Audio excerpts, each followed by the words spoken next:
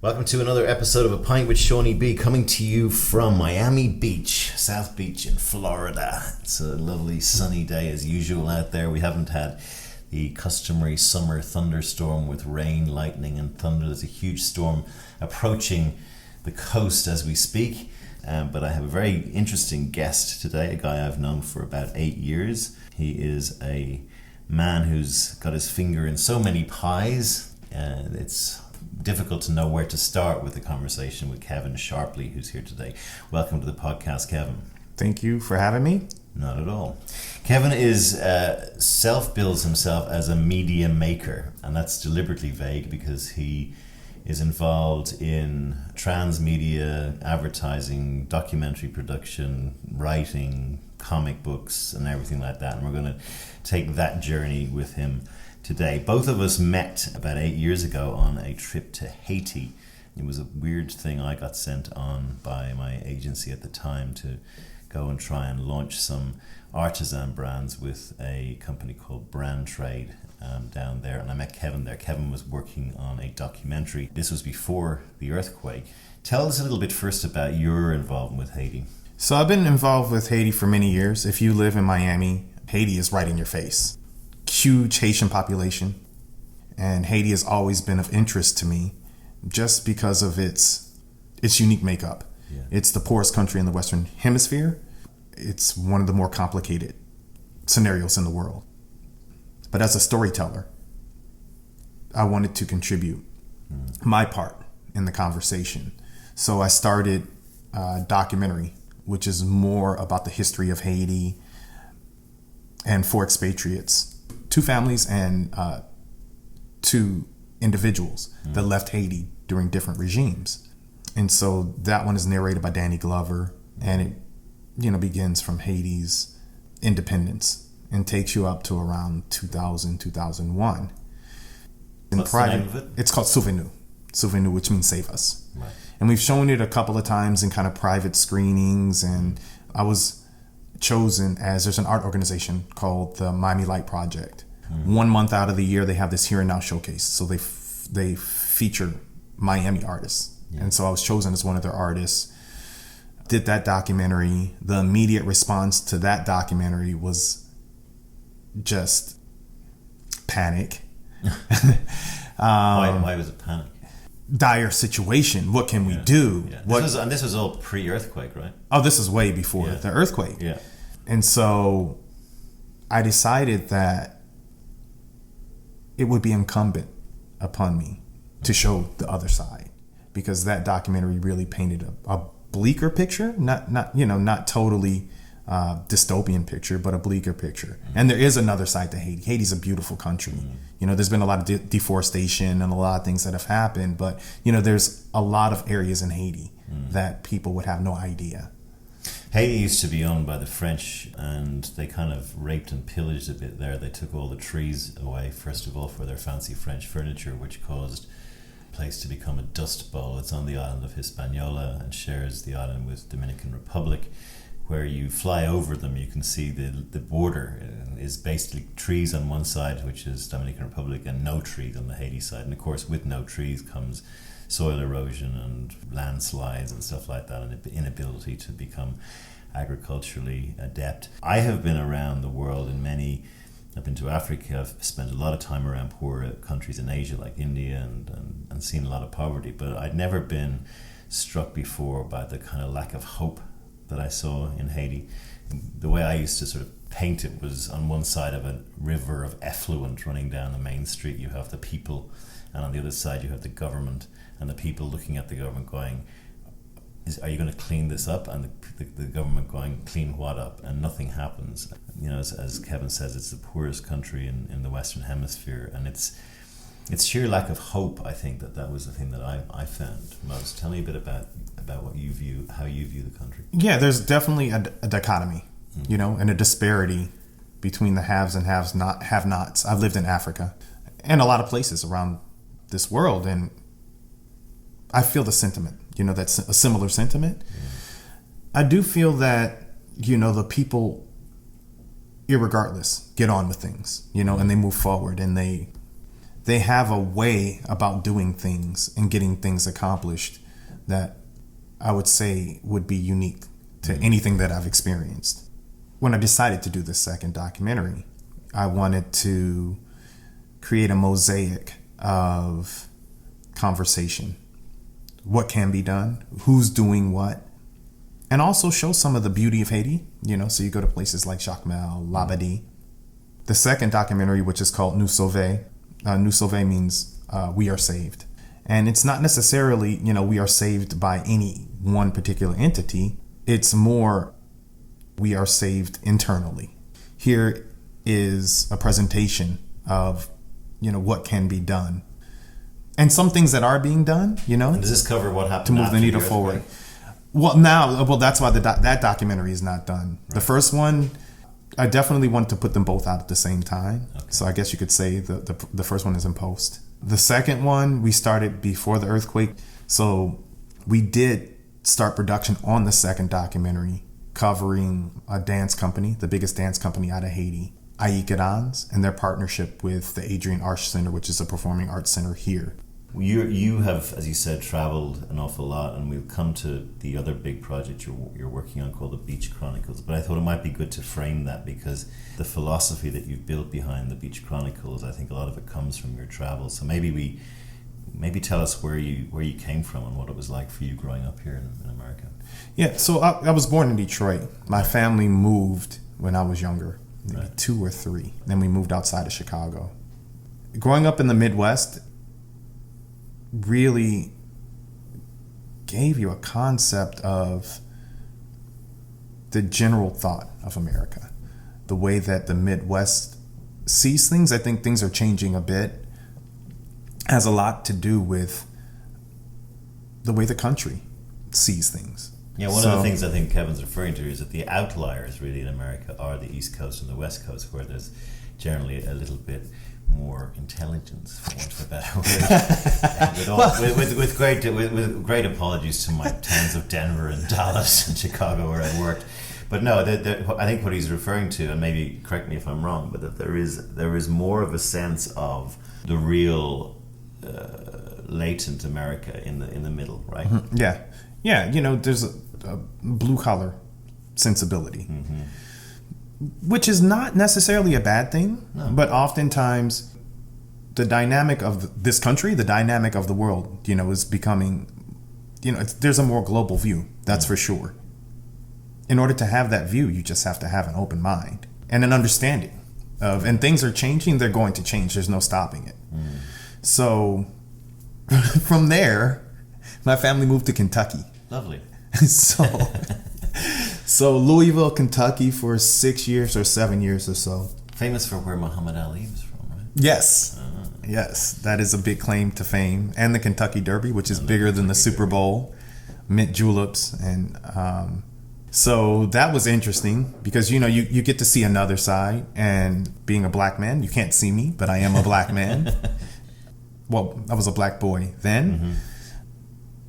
You see and you feel some of what now is becoming more of an ever-present tension. Mm-hmm. I didn't necessarily feel it as much when I was a child, but reflectively, I can really, really see, some of the challenges that we face now.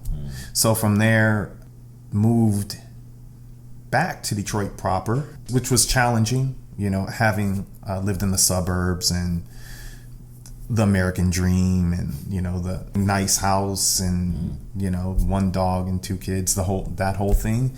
A tough experience. I had a Southern accent moving into the city.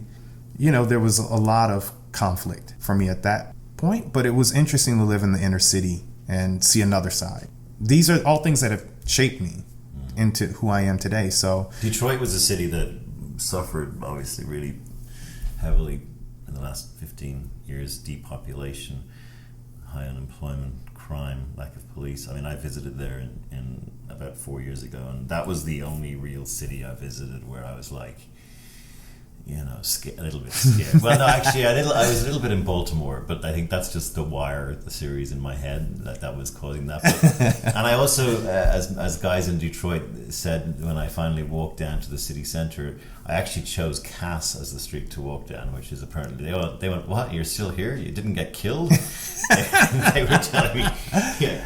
I was like trying to act like a hard Irishman walking down through this kind of really scary neighborhood, and I got approached a few times, but I was a bit, I found it a bit nerve-wracking, and as if the pavements were being overtaken by grass, and so there was very little.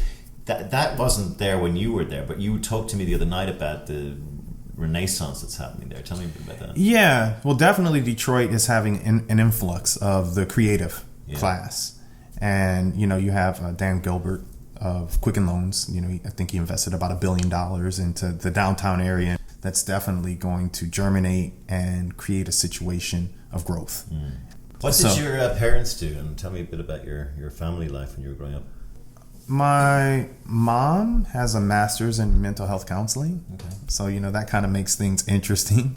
My real father... and part of the reason why we moved so much when I was a child, he was an executive for Westinghouse. So, we would move in accordance to, where they'd shift him around in the job. He's passed since. He was laid off. And then my parents divorced, and then he moved into the hood. I say the inner city. Right. Black people will say the hood. So did you have to come down from a reasonably middle class to a slightly more... Yeah, we were upper middle class. Upper middle class, yeah. And definitely... Suddenly times got it hit a wall, yeah. What age were you when that happened? That had to be about 14, right. 13, 14. But that didn't last that long. And this is a pretty cool story. Maybe 2 years later, my mom was able to, get a really good job and start to pick the family back up. And we moved into a suburb of Detroit, Oak Park. My mom met her now husband, who I also call my father, and we moved to Miami, I would say about 4 years after having moved there. Moving to Miami was another eye-opening experience. So did you love it when you got here? I loved it. Yeah. It was great. Kevin is a big advocate for Miami. As I said at the start of the show, he's got his fingers in a lot of pies, but he seems to know everybody. If you're ever coming to Miami, get in touch with me and I'll put you in touch with this guy. He'll certainly give you the right advice and steer you straight. So getting here at 16, were you good at school? What was your school situation like? No, I mean, at that point, I'd already been through so much. You were always changing schools. Yeah, we had shifted around a lot. And then, all the turmoil with the family and the moving around really took me away from that side of things. So by the time we got to Miami, grades, I didn't care about that. Mm-hmm. It was C's at best, some B's, some A's. Yeah. And, I really saw Miami as a place where you could create your own place, your own sense of being. Did you know you were going to be artistic? Was that the thing that you were missing, or creative? Or when did you realize you had that in you? Well, no, I realized that early on. My brother's an artist. Right. He's also a rapper. He writes, he draws. He's super talented in the arts. My grandfather made his living as an artist. He was a commercial artist. Okay. My grandmother, her dream was to be an opera singer. It's just during her time, it was just not necessarily in the cards for a black woman. So she ended up being a psych nurse. But, that artistic vein is within my family. Right. For me, my artistic side has more to do with writing. Mm-hmm. So I've been writing since I was 7. I picked up, I read a lot of books. And I was really happy, like the Lord of the Rings. So Tolkien was huge for me. I read those when I was, 7, 8, everything. I couldn't get enough of them. And poetry. And then everything from Poe to Shakespeare to Hughes. Because I was always consumed by words and the juxtaposition of words. And how do you create these worlds with words? And I do a lot of different things. I draw, I paint, sculpt. So When you were finishing school, you didn't go straight to college, did you? I did. Oh, you did. Okay. But I didn't study what I ended up studying. I went for fashion design. What was Miami-Dade Community College, which is now Miami-Dade College. Mm-hmm. So that's quite a famous college, yeah? It is. Yeah, it's the biggest college of its type in the country. Community colleges and colleges of that type are very important. Mm-hmm. I last year was asked by the president of Miami-Dade College to speak on behalf of Debt-Free College. And so explain to those people who are coming to this podcast from outside the United States, where debt-free college is the norm rather than the exception, what that all means. It's basically that if you have the aptitude and the desire, you can have a higher education regardless of financial status. Right. Now, I had to pay for every one of my classes because my parents made too much money. Well, we might put a link on the podcast just to that whole subject. Yeah, that'd be great. You also got into modeling. Tell me about that. So, from the fashion design area, which I still love it and will more than likely go back to that area, I ended up working in clothing stores, and a photographer came in, asked me to come and take some pictures. The next day, I acquired the pictures from him, and he told me to go to some agencies here in Miami. At the time, modeling was the biggest thing. Gianni Versace was still alive. Yeah. So you weren't planning this. This also just happened. Right? No. So the modeling agency went, right, you're what we're looking for. Yeah? Something like that. Yeah. I ended up going, I worked at the Hard Rock Cafe for, it opened up here, and that was really fun. All the big stars and stuff like that. But then you start to become addicted to that. South Beach was different back then. So I was also a promoter. In those days, it really wasn't about VIP and velvet ropes and the bottle service, and it was more about enjoying your time. So I tell this story when Prince passed, that I was in this bar called the Rose Bar, just hanging out, having fun, promoting one of my events or something like that, and in walked these two huge guys, and then behind them is a smaller guy and a smaller woman. And I'm on the dance floor. Next thing I know, they're on the dance floor with me. And I look to my left, and I'm like, oh man, that's Prince, and Maite and his wife at the time. And I'm like, oh, this is crazy. Yeah. From that point, that gave me the ability to travel the world, and it was just amazing. Because you're at the best parties, you're the best hotels, the best food, you're getting paid, and but did you become like a male supermodel? Well, no, I wasn't a super, and I didn't aspire to be a supermodel. What's the definition of a supermodel? I think I'm just a good model. I'm not a supermodel. Well, you do magazines. Mm-hmm. Maybe you'll do a couple of covers or something like that, and right. Your name is known amongst the circles, and then you get and you're called to do the bigger jobs, what's called campaigns. Did you get to shag any supermodels? We won't address that on this podcast. That's what everyone listening. I have to do right by the people who are listening. Right. Did you nail Naomi Campbell? But we can say that I was connected to some... Physically connected. I was connected to some women that went on to... But you're not going to get names about themselves. But, What's the life like, though? What's the bad bit about being a model traveling the world? It's a great life. You make money, you travel the world. It's all the glitz and the glamour, but that's not what I set out to do with my life. There comes a moment where you reflect, and when you're traveling and you're not with an anchor, and you're not with the mind to have growth meaning personal growth. Yeah, personal growth, but growth in a way that being tethered to one locale is necessary. Meaning, I missed school. There was a time where I just wanted expansion of the mind that self-reflection and reading and educating yourself could not offer. I needed for me to have a specific kind of growth that I couldn't do, as a model. I had an epiphanous awakening when I was in Africa. And you look around and, you start to see these kids that weren't able to go to school. Apartheid was about a lot of different things, but when you see these kids being able to get an education that they weren't able to get, not too long ago, that's not something you want to take for granted. No. And so I decided to enroll in university. My last semester at Miami-Dade College, I took this class, The History of Film Noir. It was a class where you do a comparison contrast with the book and the movies. Mm-hmm. Explain what film noir is to some of us. Yeah, film noir are the films of like the 1940s, even going into the 1950s.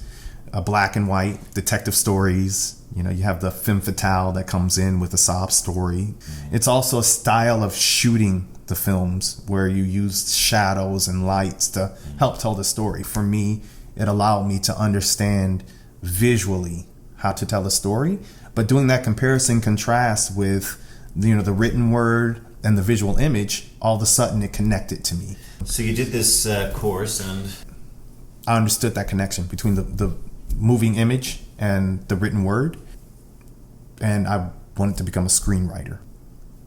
Somebody asked me or told me to go down to University of Miami and speak with them because psychology was another love of mine. Mm-hmm. And I found that you could do a dual major of psychology. So then you get a full spectrum, which was the beginnings of my philosophy in terms of being able to tell a story. At that point, when I was the here and now artist, I was still a visual artist. So I did a show at the Cultural Center downtown, made a piece called Greener Grass, mixed media. So it was always about this multimedia experience. So it was concrete with astroturf, a wingtip shoe, nails, wire, and poetry. So what did you do when you came out with this degree that you got?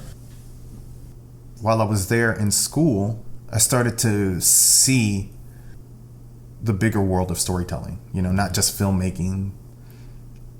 And when I say filmmaking, motion picture filmmaking, but you start to see about documentary. Mm-hmm. And then since it's communications, you get to see about advertising. So you set up your own company?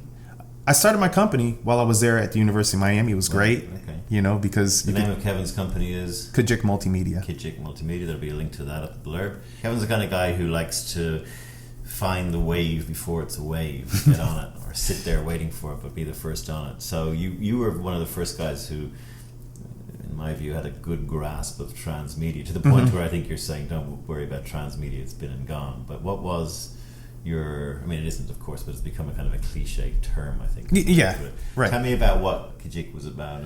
My company is called Kijik Multimedia. It's cross-platform storytelling. Okay. On one side of the company, we have entertainment properties. The documentaries are part of that, and the Beach Chronicles, that's part of it. Mm-hmm. On the other side, we do what's now called branding. We'll sit with the client and figure out what story do they want to tell the world, come up with their color scheme, all this stuff, and so logo. You have this kind of peripatetic early childhood. Then you have the modeling, fashion design element, the travel around the world, the return to college, the psychology, the interest in film noir, and all of this is starting to come together to the point where you open a company, you start getting clients, you start doing regular ad branding work cross-platform, and then all of that maelstrom starts leading to this big new project which you have been on the go. We've been working together on it for 6-7 years, or talking about it. Let's go there now. Tell us about the Beach Chronicles and what that actually is. So I'm hoping, by the way, to those listening, that this may be the first interview with the next sort of Star Wars thing. It's kind of this is this big an idea. So it really goes to the core of my belief about cross-platform storytelling. It's a huge story.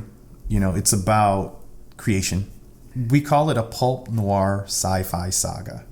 So if you're doing the pitch Hollywood style, you'll say it's Blade Runner meets Chinatown meets Dune meets Miami Vice. Okay, there you go. So it's about a detective, an alcoholic, gambling, rambling detective. I love it already. that's drawn into the battle for all existence. And he's been a part of this battle, unbeknownst to him, since his inception. His father is from Earth. Right. His mother's from another planet, another dimension. Yeah. He doesn't know that. His father is assassinated when he's 3, and he's just raised as a regular kid. But we meet him where his life is about to change.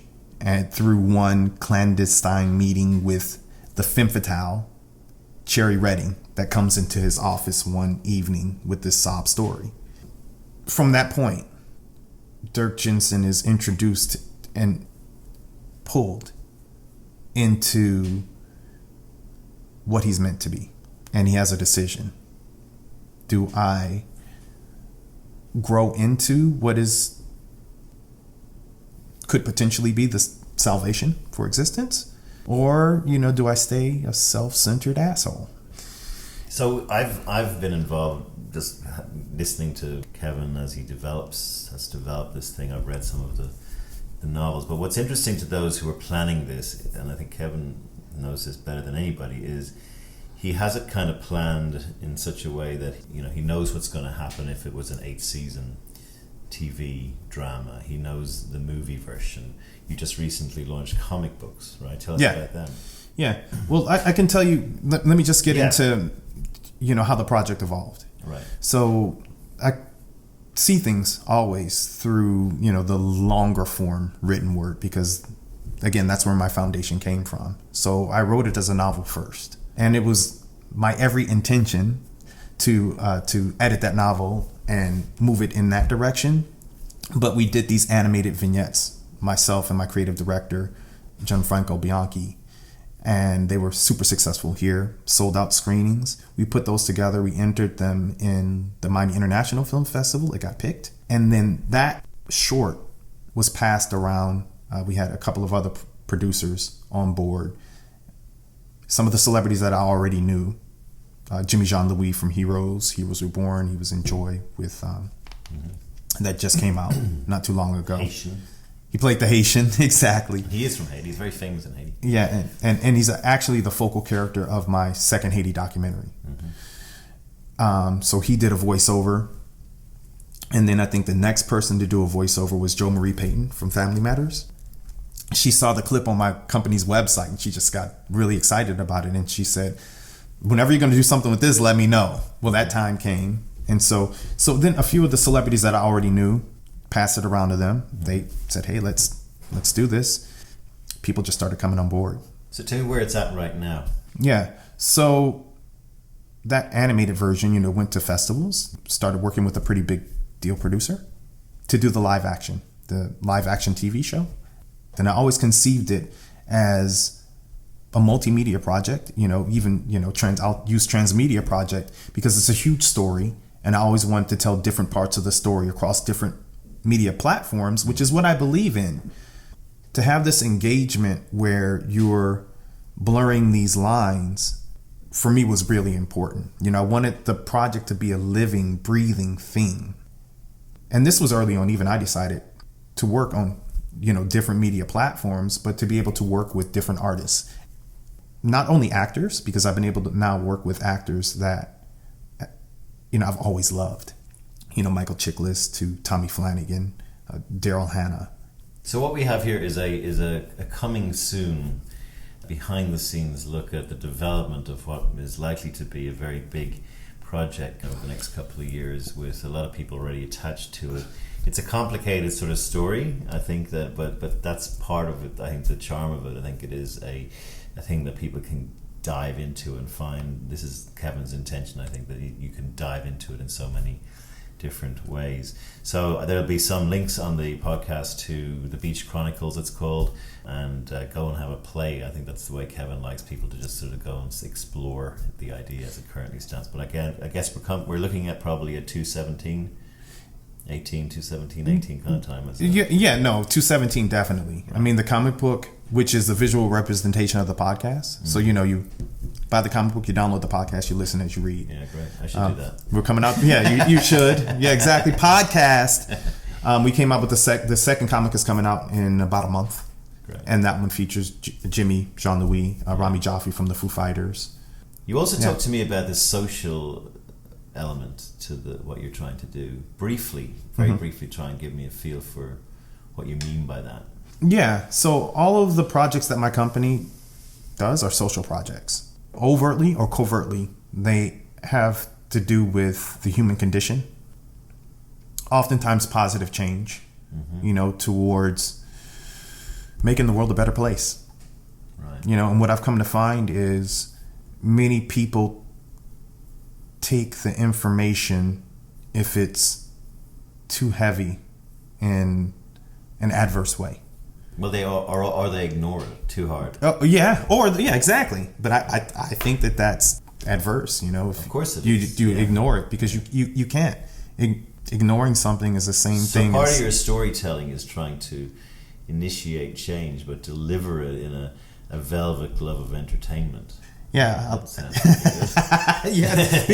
Coin that phrase. It's okay. We're recording it. I call it a Trojan horse. So when you talk about affecting change, talk to me about the state of America, because I know you're and racism and being a black guy in America today. Tell me about that. Let's go there. Yeah. So I definitely tell people, if you have any question about the morality of something, think 20 years back, think 40 years back, because it hasn't been that long that blacks in this country have been able to vote, or women in this country have been able to vote.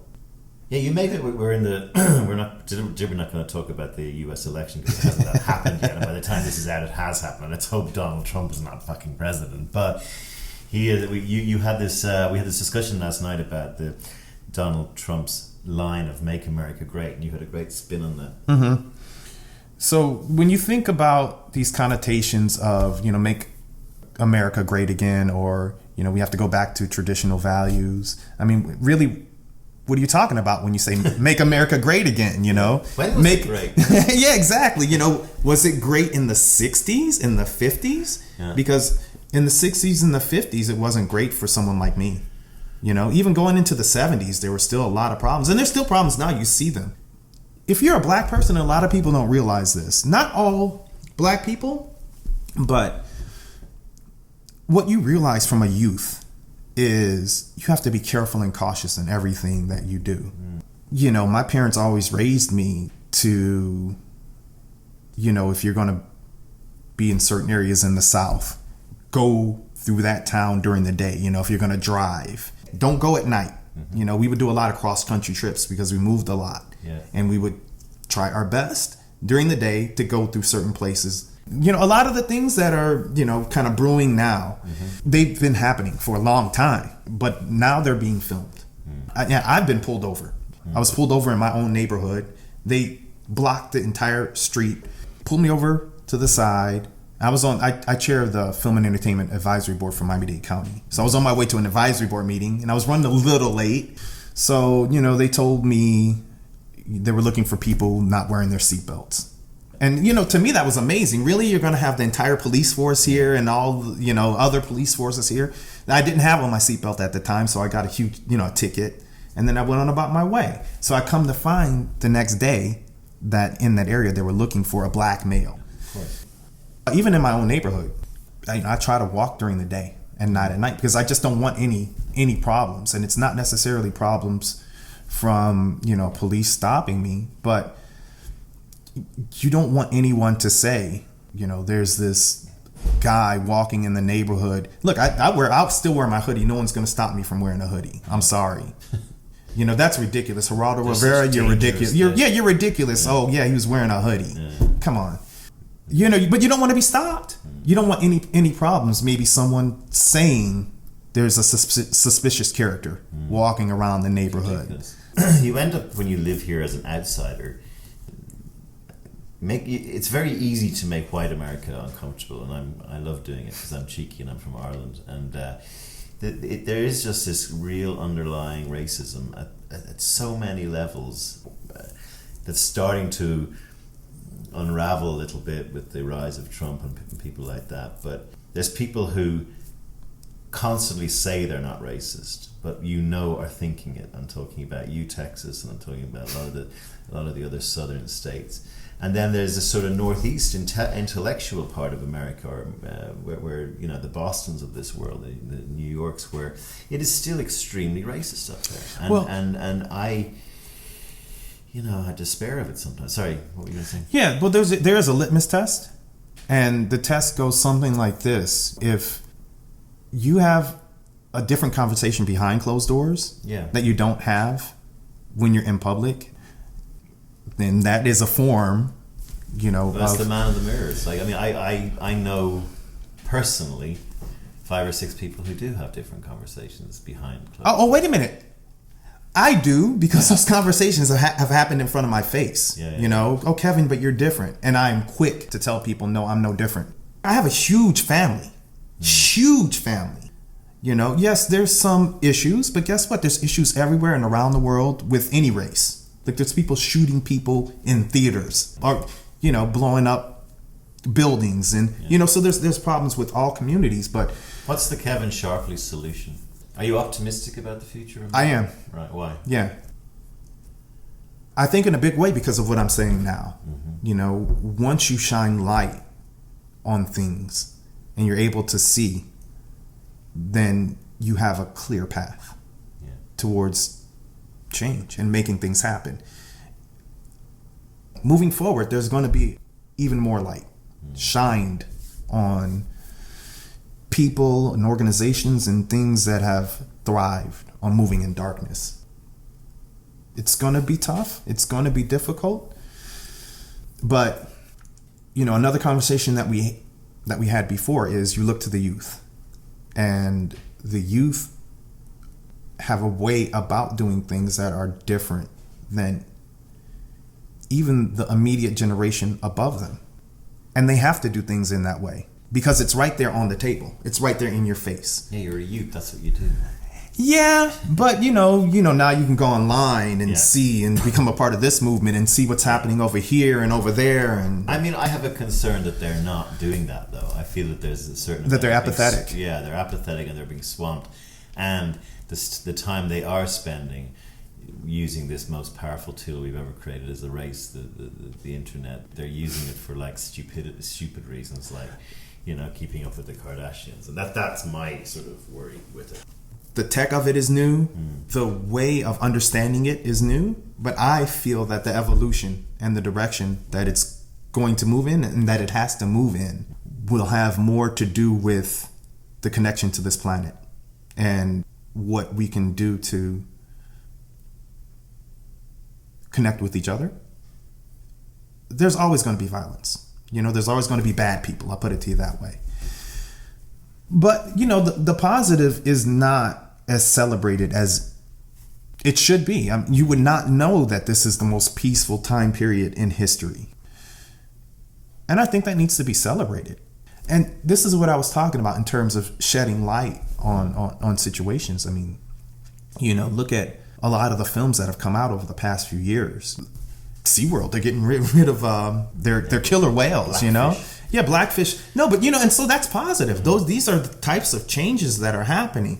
People are really looking at human trafficking in a different way, and they have to, because now it's in your face. You can see it. We're a visually motivated society now, whereas not too long ago we were a literary motivated society. People would. You talked a lot about youth. You have a beautiful and very smart daughter, Anjali. You're passing a baton of sorts to her. What do you say to the Anjalis of this world who are smart, and what lessons have you learned that you pass back? Stay connected. I think that's really important. Stay connected to each other. It's not just, thinking about your neighbor, and thinking about, even further than that, a lot of the things that are going on in this country and a lot of the things that are going on in the world. But if you really think about it, it's some of the same problems. Problems can oftentimes, they're more dire in other places. But ultimately, it's the human condition. We want belongingness. We want loving. We want shelter. We want a lot of the same things, no matter the culture, no matter the race, no matter religion, country.